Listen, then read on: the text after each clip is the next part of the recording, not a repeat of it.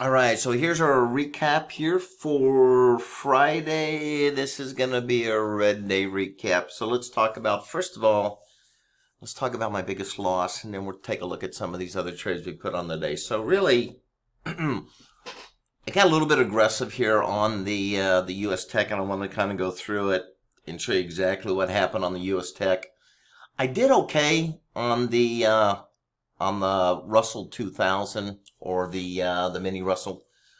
The problem is that the U.S. Tech really got choppy. So I started off with the short. Now I ended up selling both. I ended up first selling the mini Russell. And if you come over here and you look at the mini Russell, you can see that I bought it at first, but then I got stopped out and had the reverse, took a loss of a little bit over $600. Okay, and then I turned around and I sold it. It did hit my target, and I went ahead and I got out of target number one, so I ended up making 114. Where the problem came in is the Russell wasn't as choppy as the mini Nasdaq. So just as with the Russell, I went ahead and I sold the mini Nasdaq. This is where I sold it. I mean, almost the bottom of that first move. All right. I did have lower targets, but I never got close to the lower target. Then it turned around and it reversed. All right. And pretty much bought on the reverse of this buy. I bought it around, what was it, 128.34. Okay, so I did have a much higher target, but here's what happened. When we had this little spike up over here, I was watching Bookmap. Now, Bookmap gives me an indication of the size of the orders coming in, all right? And if you look right over here, this was around, I think around 10:14. 10:05, somewhere around 10:05. So if we come over here and let's pull bookmap over to 10:05. Hold on. All right, so here we are. So in other words, I entered at around 10 o'clock. I didn't hold it to target. Let me show you why I didn't hold it to target. Even though I did have target higher, I got out pretty quick and I clipped it for $552 minus my commissions. I mean, the net of the whole trade, I ended up losing $3,042. And this is where I kind of made a mistake getting a little bit too aggressive on a Friday. But nonetheless, the reason I went ahead and got out early is right over here, okay, under COB, that is, I saw a lot of selling come up. You can see 34, 38. Around this 37.5, then it went down. You didn't really have any really strong buyers till down here around 88. So you see somewhere around probably 12.10, somewhere down in here, you started getting buyers. All right. But there was no way that I was going to hold on to it, to try to buy in again down here around this 128.10.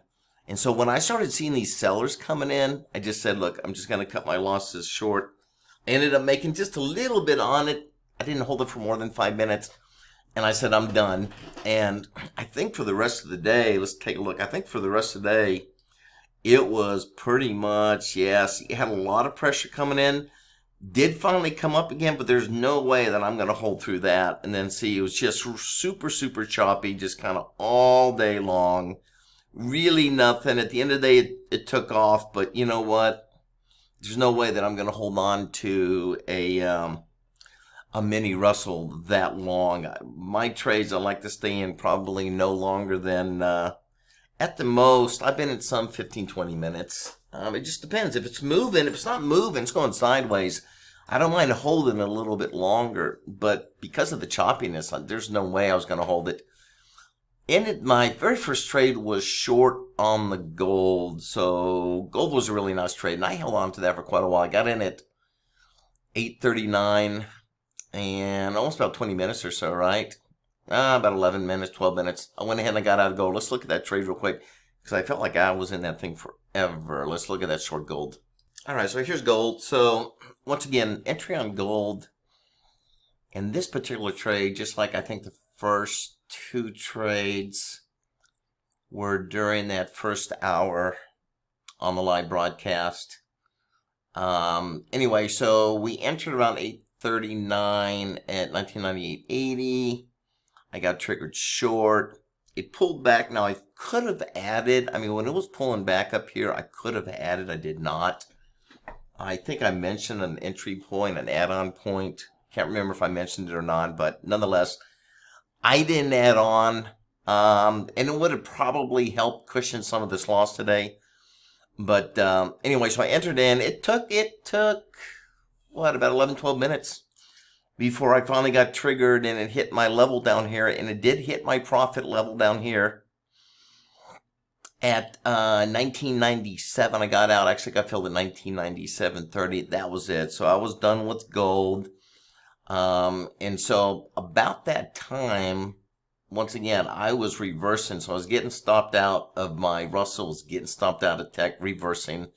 And of course, the Russell ended up just chopping me up. Picked up a little bit of money on that reversal on the mini Russell. It was the Nasdaq that really chopped me up. But nonetheless, I recovered a little bit, but still down 24.45. So, I mean, the thing about Fridays is, and I should have not been so aggressive. I did get a little bit aggressive. I really felt the market was going to come down, and I think I was right about the overall direction. But the problem is just the amount of choppiness, and I was getting some false breakouts. But you know what? It is what it is. It's all about trading. Fridays can be a really tough day. Now, I've had days where Fridays were just awesome.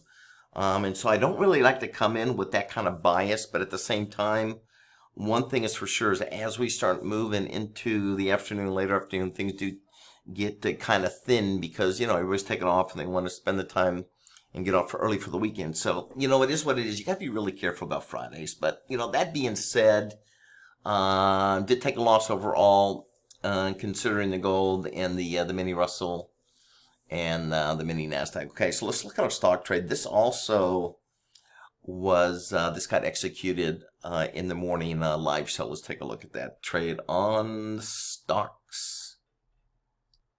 All right, so here we go. UVXY. UVXY has been on my radar.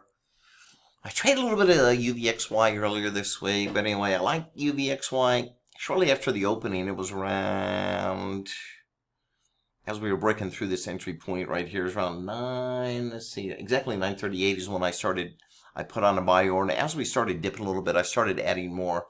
I think the total number of shares I had on is I built myself up to about 1,000 shares. I started off with 100, started adding to it, and then as we were dipping down here, I was adding more to it. First profit target was right here. I did have a higher target, but like I said, I wanted to stick to that first target, particularly being a Friday. And I got out exactly at, let's see, I got out at 9:49 at 6:34. That was my profit target. So once we hit 964, I'm sorry, as soon as we hit 634, I went ahead and I got out. And that was right as it started. When it hit this target, I was thinking maybe it was going to go to the second target, but as soon as it failed, I got out right away. I did not want to hold it. It was a smart move because it just fell back. I don't even know if I didn't really look at it afterwards. Let's see if it came back. It came back, tried to hit that target again, say just a lot of weakness in there. We'll probably come back and eventually hit those targets, but definitely it wasn't going to be today. So anyway, so I only had one trade on that. I did also trade RNW. There's nothing really showing RNW. I was in RNW, started having to move up. I didn't want to, it wasn't moving very fast. So it's just when I got out, took my $30. So I made 175 there, lost a couple grand or so on the commodity. So overall, red day, definitely a red day, but not devastating. I'm still up very nicely for the week. And the other thing, the question is, I think it's always good to go back and look at what you could have done better. As far as the way I traded, I think I traded my game plan today. So, the thing is that when you go back and you start looking at your trades, the most important thing is not did you win, did you lose? The question is, did you follow your plan? Because I don't care how good you are. Like I said, you're still going to lose about 30% of the time. So just because you lost doesn't mean there's something you need to tweak. So I do ask myself, is did I follow my game plan? And overall, I followed the entries. The only thing that I didn't do is I got a little bit too aggressive. All right, I got a little bit too aggressive. So, but besides that, the entries and everything were absolutely correct. Not everyone is going to be a winner, but that's okay. The key is, am I following my game plan? Because I know I have a long track record of success. I know these patterns work. So when I look at my results at the end of the day, yes, you can say I lost money today, but like I said, this is like a business, okay? And I try to look at losses more as expenses, okay? So, I had more going out today in my business. I didn't bring in enough income, so I had some expenses. And that's a better way of looking at your wins and losses, because you want to look at it as a business. When you say something is a loss, that means you did something wrong, right? I lost. That means I did something wrong. A lot of people think I did something wrong. I made a mistake. And no, losses are not necessarily mistakes. Losses are part of the game. Losses can be a part of a winning strategy, right? I mean, even if you had a system that was 99% accurate, you have that one loss and you're going to say that you did something wrong. I mean, come on. So try to look at your losses as expenses. Approach this more as in a business sense, right? You're not here to gamble. All right. Some people are here just to entertain themselves, and it's just gonna be like Vegas. You're gonna end up losing money. And that's fine if that's what you want to do and you got money to throw. But I think most people really want to try to make an income out of this and make a business out of it. You got to treat it like a business, right? So we have income and we have expenses, and no business always has income coming in, and all businesses have expenses. That's just the reality of the game. So anyway, we'll be back again on Monday. Once again, I think things are heating up. So, I mean, I really like the action. I'm not so sure that the Dow is going to keep going up. I'm still thinking the Dow is going to pull back further. So, overall, if I had to say what I think's going to happen, I think the overall market's going to continue to go down. But I am not going to come in, and I don't want that to influence my trading, because some of my best trades may be on the upside. All right, so the overall direction is not a huge concern for me because I'm a short-term trader. All right, but if I had to take a guess, it would be that the market is going to continue to come down. And the reason I say that is when I look at some charts here, maybe we'll go through that next week, but you look at these Dow charts, and there is quite a few price gaps that I still think need to be filled on the downside for the Dow. And so that's why I think we're still going to come down a little bit further. Is it going to be this week? Probably not. This month? Who knows? This year? Maybe. I think it's going to happen this year. But, I don't have a specific time frame on all of that.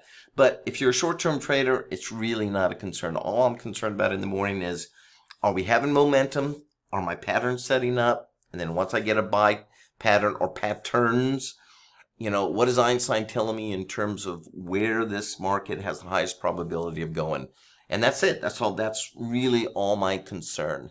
And so that being said, hope everybody has a great weekend. Once again, if you have any questions, you can reach me via my website, innovativetradingstrategies.com. If you have time, check out my YouTube channel, Innovative Trading Strategies. A lot of good stuff out there. I started back in 2019, so a lot of good stuff out there since then. I have a ton of videos you can go ahead and take a look at. Also, make sure you check out the one on how I trade Einstein, because I do talk a little bit more about the patterns, and I talk about the whole idea behind Einstein, how it's developed, and all that good stuff. So check that out. Everybody have a real nice weekend, and we'll see you hopefully first thing Monday morning. We'll start this all over again for the week. Remember, the first hour is open to everybody. You don't have to be a subscriber. We start at exactly 9 a.m. Eastern Time. We finish at 10 a.m. and then we continue on in our live trading room with our subscribers, not only in the morning, but we do come back also in the evening, and we try to focus a little bit more on the foreign currency. So we're looking at Forex for that. All right. Everybody have a nice weekend. See you on Monday.